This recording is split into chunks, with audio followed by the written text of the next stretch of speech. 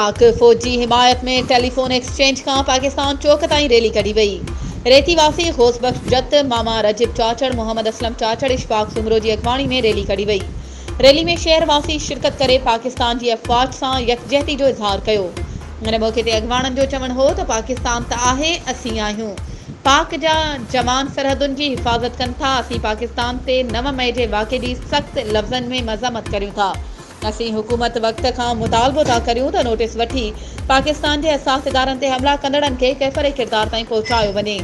वकीलनि जी हड़ताल सबबि अदालती इमारत जे भरपासे सिक्योरिटी लाइ पुलिस जा वॾा अटाला मुक़रर कया विया हुआ। वधीक ख़बरूं ऐं अपडेट्स जे लाइ असांजे चैनल खे सब्सक्राइब कयो ऐं हा, बेल आइकन खे प्रेस करणु न विसारिजो त जीअं असांजी हर नई अचण वारी वीडियो तव्हां ताईं पहुची सघे।